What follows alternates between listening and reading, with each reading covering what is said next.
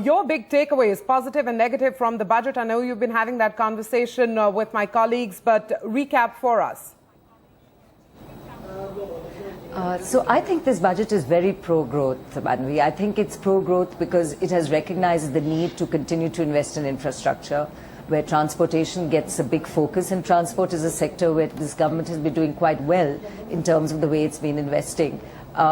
Rail itself is very important in terms of being a clean mode of transportation.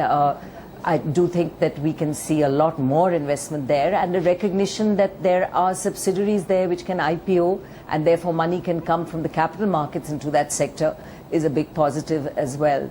I think the other aspect of affordable housing, which again has the benefit of giving us a push into cement and steel, is again a positive, because by just enabling more stock of affordable housing to come by changing the definition from built up to carpet area, I think again is a big positive. So pro-growth in terms of investment, pro-growth to a lesser extent, but pro-growth in terms of individual consumption-led demand, which comes from putting more money in the hands of people. So lowering the tax rate, as has been done, is a positive. And I don't actually have the arithmetic, but I'm hoping that some of the large spends that are happening into rural and farmer-driven communities also will bring with it the advantage of high consumption and therefore demand and therefore growth. And that aspect again would therefore be pro-growth, which would be excellent. I think the challenges remain the banking sector, and is 10,000 crores enough for capitalization therein, given that our public sector banks, the NPAs are only mounting. They are mounting also because revenues have fallen.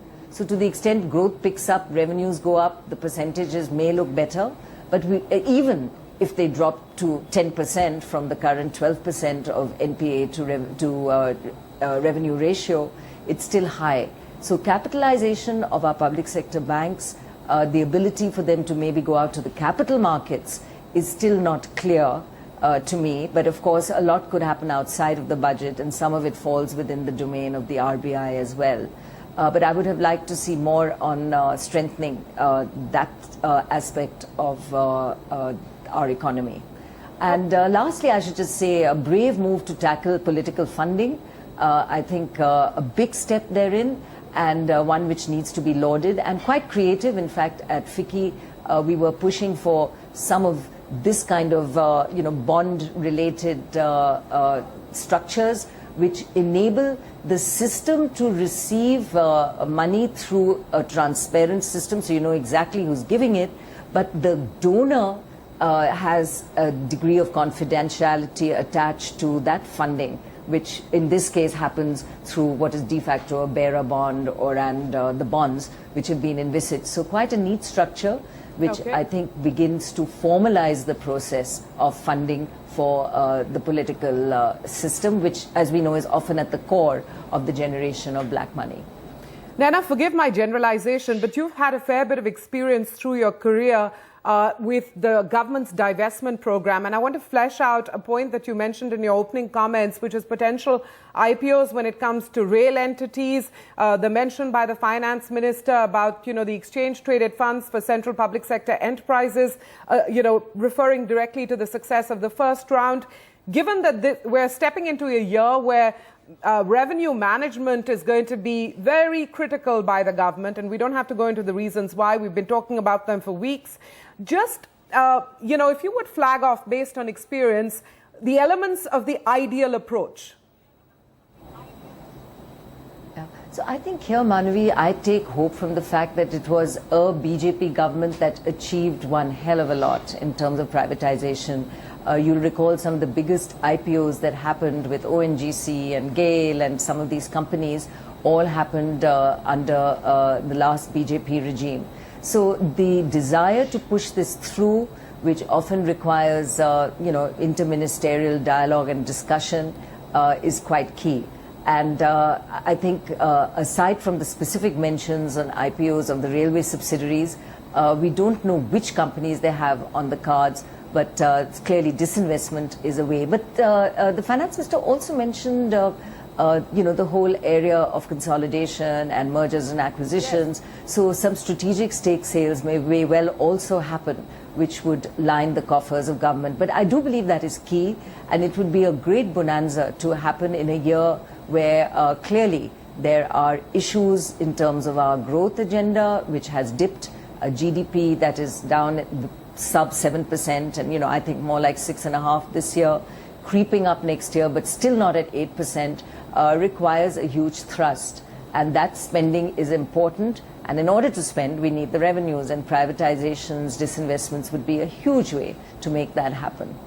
You've already talked about the challenge, in a sense, that the government has ahead of it when it comes to the PSU bank recapitalization, and you were hoping for more on that in the budget.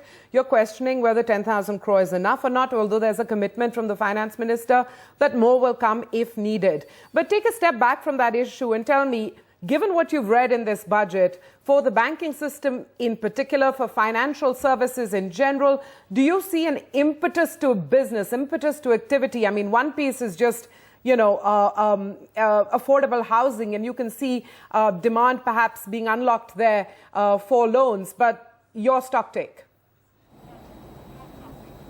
So I think, if you look at the fact that there was a fear that long-term capital gains come, and that hasn't come, at least there is a reprieve therein.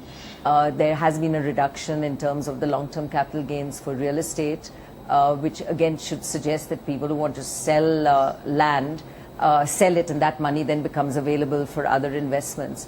So I think what we will see is India at a phase where savings have typically been healthy, but money has not readily moved into productive investments. Equities, mutual funds, things which enable the economy to grow. And given what we are being able to capture now in the formal system because of demonetization and the shocks to the economy, it would be great to see some of that money which has now come into the banks to flow into these productive investments. And there hasn't been enough analysis by me or anyone yet on the detail. Right. He mentioned the annexures having a lot more in terms of the personal level. But I really do hope, if not in the budget thereafter, that we can keep pushing this high savings that we see typically of a personal household budget go into the productive investments, which therefore help the financial community. And that would be a big win, I think, for us in the financial sector this year. Okay, Naina Lal Kidwai, I'm going to leave it at that. Many thanks for your time here at NDTV. Always good to talk to you.